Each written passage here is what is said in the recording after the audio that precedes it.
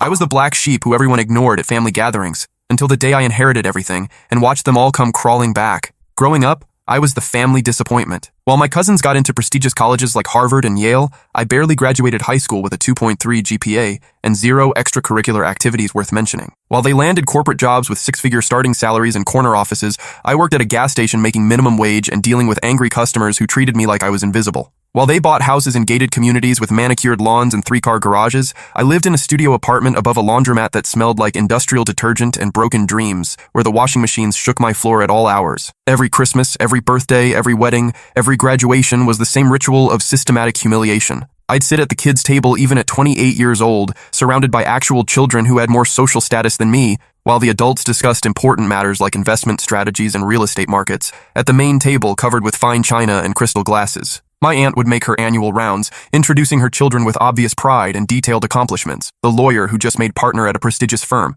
the doctor who published groundbreaking research in medical journals, the engineer who designed bridges that would stand for generations. Then she'd get to me, her voice dropping slightly, and just say, "Oh, and this is Micah." Like I was an uncomfortable afterthought she'd rather forget, but couldn't quite ignore due to biological obligation. Dad would lecture me endlessly about responsibility and making something of myself while my golden boy brother nodded along like a bobblehead, occasionally adjusting his medical school graduation ring that caught the light at precisely the right angle. He'd invoke examples of successful people who'd overcome adversity through hard work and determination, conveniently ignoring that those inspirational figures hadn't grown up with families that treated them like walking disappointments and constant reminders of genetic failure. Mom would sigh dramatically whenever I walked into a room, like my mere presence was physically exhausting and emotionally draining for everyone involved. My sister would roll her eyes theatrically when I tried to join conversations about anything more complex than weather patterns or sports scores, treating me like a child who couldn't possibly understand adult topics or sophisticated discourse about current events. They made it crystal clear through 1,000 small cruelties that I was the charity case, the one they tolerated out of biological obligation and social appearances, the embarrassing relative they had to acknowledge at family reunions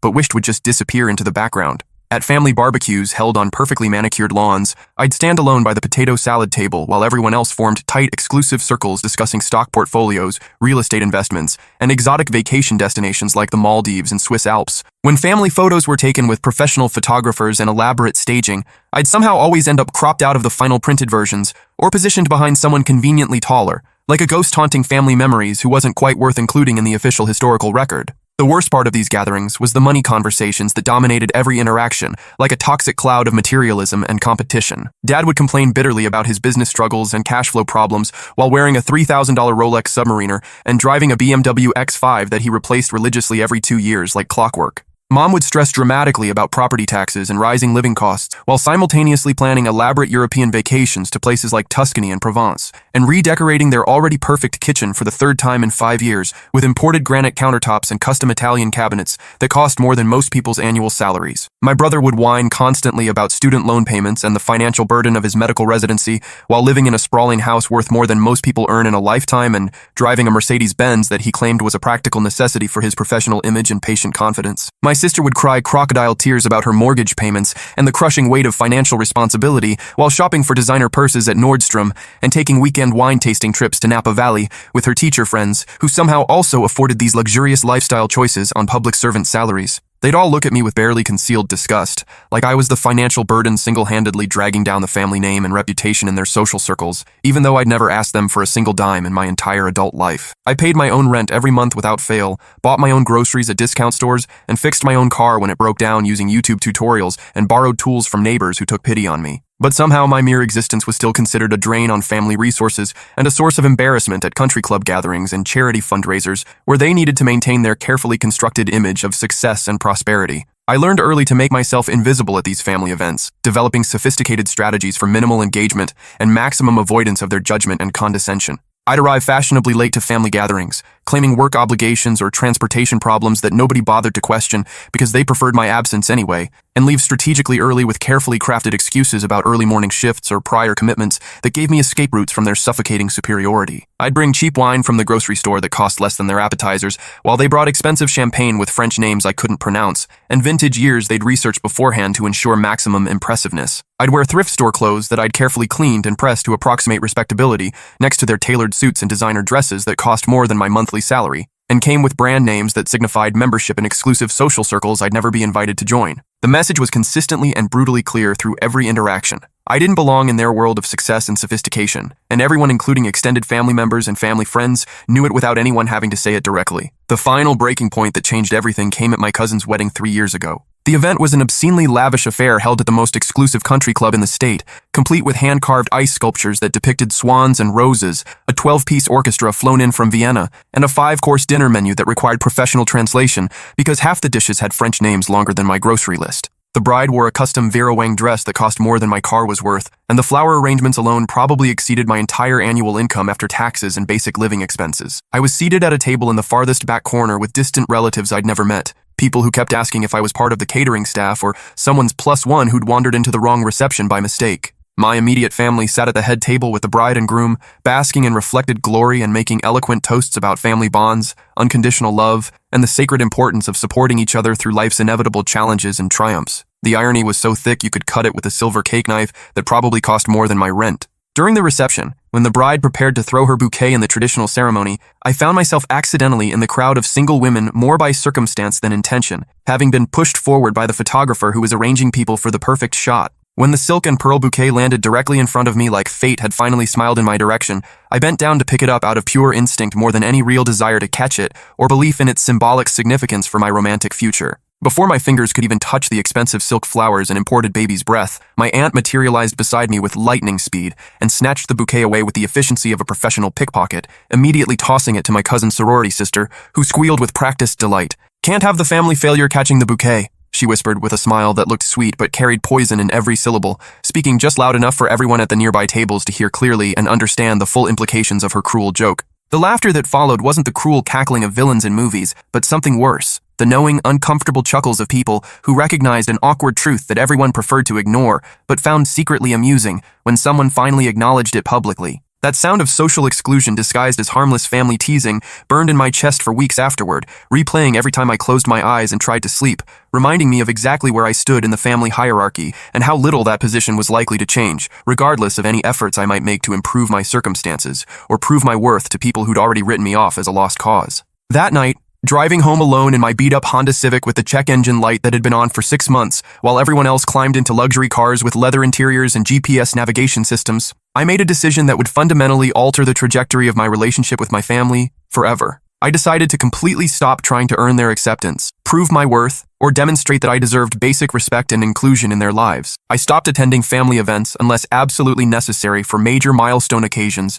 where my absence would be noticed and commented upon by extended family members and family friends who might ask uncomfortable questions about family unity and support. I stopped making those obligatory phone calls on birthdays and holidays with cheerful greetings and updates about my admittedly unremarkable life that nobody wanted to hear anyway. I stopped pretending to be interested in their professional achievements, academic accomplishments, and social milestones when they'd never shown even perfunctory interest in mine, no matter how small or insignificant those victories might seem to people with their elevated standards and expectations. If they wanted to treat me like I didn't exist in their successful, sophisticated world, I decided I'd make it significantly easier for them by actually disappearing from their social circles and family dynamics as much as practically possible, while still maintaining the minimal contact necessary to avoid becoming the subject of worried speculation or family intervention attempts. That's when I started spending genuine, meaningful time with Grandpa for the first time since childhood. He'd been living completely alone since Grandma died 15 years earlier, becoming increasingly frail and isolated in that enormous Victorian house on Maple Street with the wraparound porch that needed painting,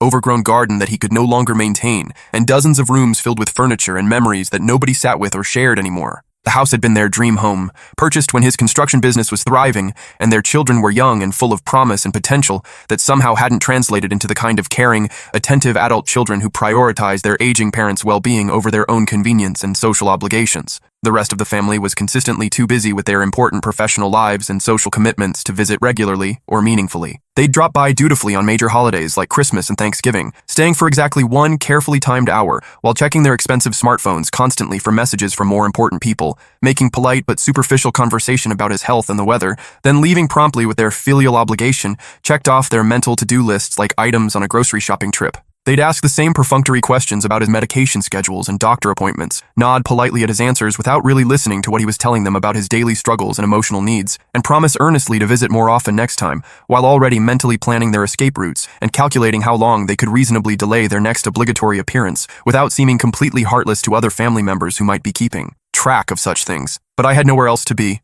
No important social engagements or professional obligations that took precedence over spending time with an elderly man who'd worked his entire life to provide for a family that now considered him a burden and an inconvenience. And more importantly, I genuinely enjoyed his company in ways that surprised both of us and challenged my assumptions about intergenerational relationships and the value of elderly wisdom in our youth-obsessed, technology-driven culture. At first, I simply helped with practical tasks that his aging body and declining health couldn't handle anymore without assistance. His severe arthritis made opening stubborn jars completely impossible, changing light bulbs in high-ceiling fixtures dangerous and frustrating, and basic maintenance tasks around the house increasingly difficult and physically painful. His gradually failing eyesight meant that I needed to read him the daily newspaper with its increasingly small print, help organize his growing pile of medical bills and insurance paperwork that seemed designed to confuse elderly people, and assist with correspondence that required clear vision and steady handwriting. His diminishing hearing capacity wasn't quite bad enough for hearing aids, but made phone conversations with doctors and insurance companies extremely challenging. So I started making those calls on his behalf, navigating the deliberately complex bureaucratic mazes that seemed specifically designed to frustrate elderly people and wear them down with complicated automated phone systems,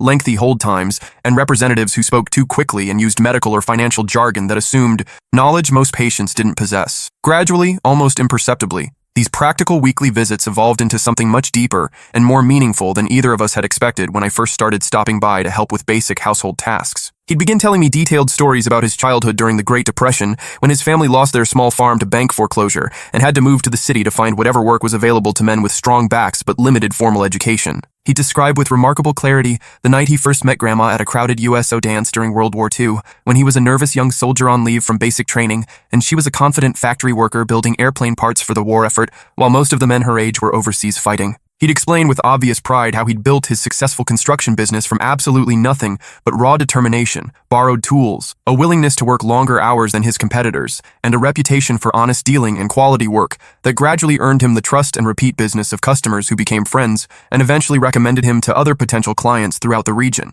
I'd listen with genuine fascination for hours while he shared memories, life lessons, and hard-earned wisdom that the rest of the family had heard countless times over the decades and dismissed as repetitive old man rambling from someone whose best years were clearly behind him and whose stories no longer seemed relevant to their modern, fast-paced professional lives. But I found his stories educational and inspiring in ways that my formal education and work experience had never been, offering insights into resilience, character, and the kind of steady determination that builds something lasting rather than chasing quick profits or easy success. He'd survived crushing poverty, global war, multiple economic downturns, and devastating personal tragedies that would have broken weaker people into pieces and left them bitter or defeated. He'd built something substantial and meaningful from nothing and raised a large family while maintaining his integrity, work ethic, and moral compass through decades of challenges, temptations, and opportunities to cut corners or compromise his principles for short-term gain. The fact that his children and grandchildren had somehow turned out so entitled, shallow, and ungrateful despite his example and guidance wasn't his fault or failure as a parent and grandfather.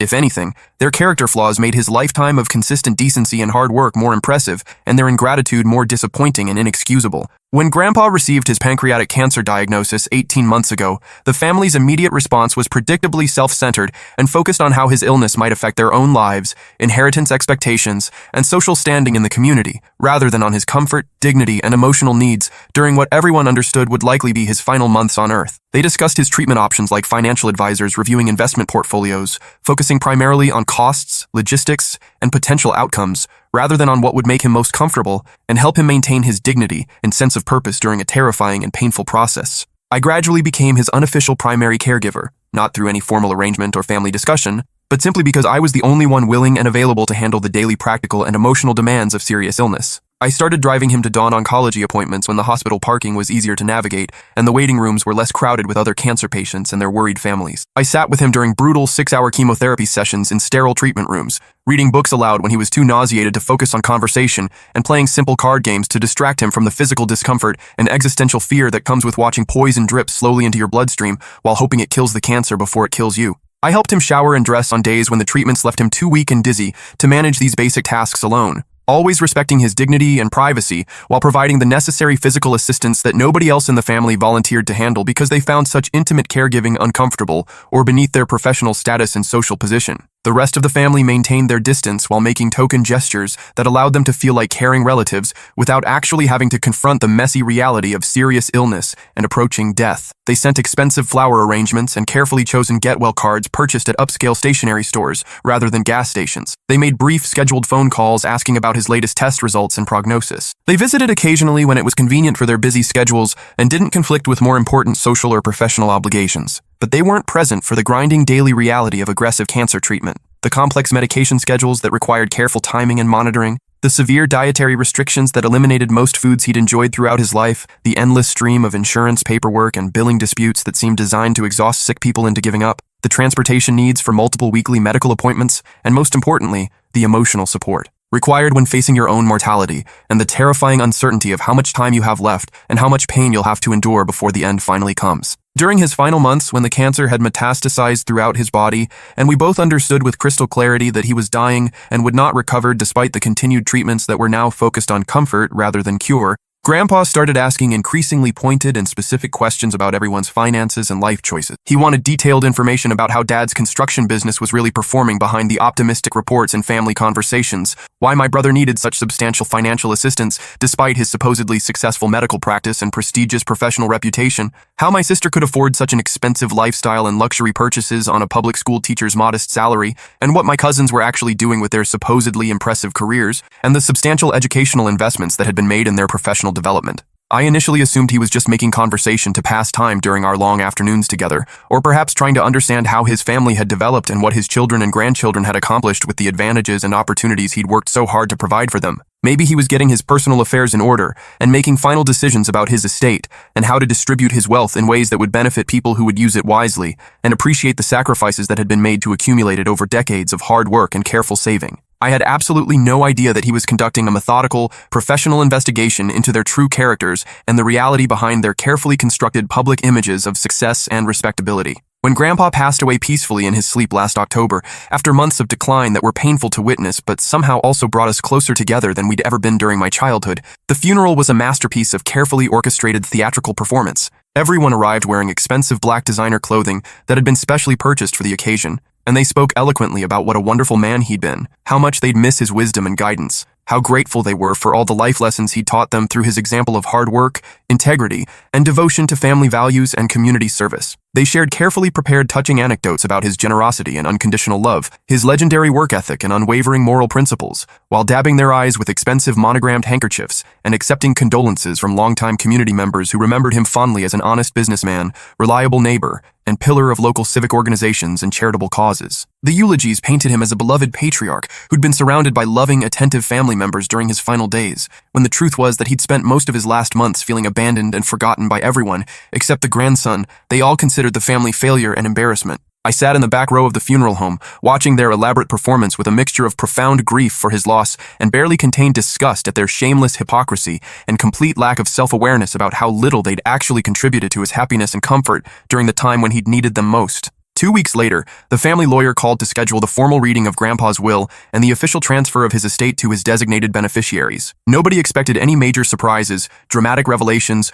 or significant deviations from standard estate planning practices for someone of his generation and social standing. The family had already held informal discussions among themselves about how to most efficiently and fairly divide his substantial estate among the worthy family members who'd achieved success in their chosen fields and maintained the family's reputation for respectability and social contribution in the broader community. They'd made tentative plans for their expected inheritances, quietly researching investment opportunities and vacation properties, while the man was barely cold in his grave, already calculating how to maximize the financial benefit of his lifetime of work and saving without appearing too eager or disrespectful during the mourning period that social convention required before such practical matters could be discussed openly. The will reading took place in the lawyer's impressive downtown office, with its mahogany-paneled walls lined with law books and framed diplomas from prestigious universities. The lawyer cleared his throat and adjusted his wire-rimmed glasses. To my grandson Micah, I leave my entire estate valued at $2.4 million, including all properties, investments, businesses, and personal belongings. The room went silent. Mom's face drained of color.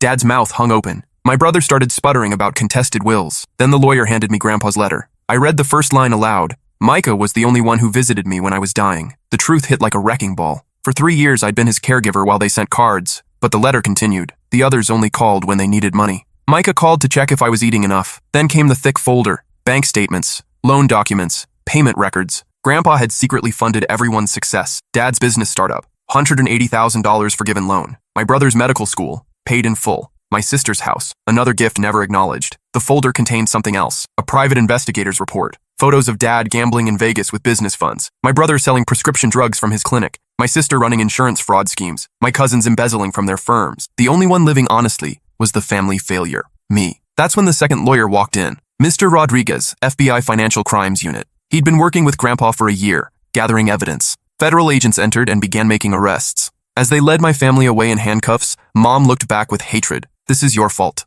6 months later, they were all in prison. Dad got 8 years, my brother 6, my sister 4. I sold most properties and donated proceeds to Grandpa's hospital. I kept the family home in his lake cabin. Prison letters arrived begging for money and lawyers. I read each once, then threw them away. Now I volunteer at the senior center where Grandpa spent his final years. I visit residents without family, play cards with the abandoned, listen to their stories. Every Tuesday I show up, because that's what real family does. They show up.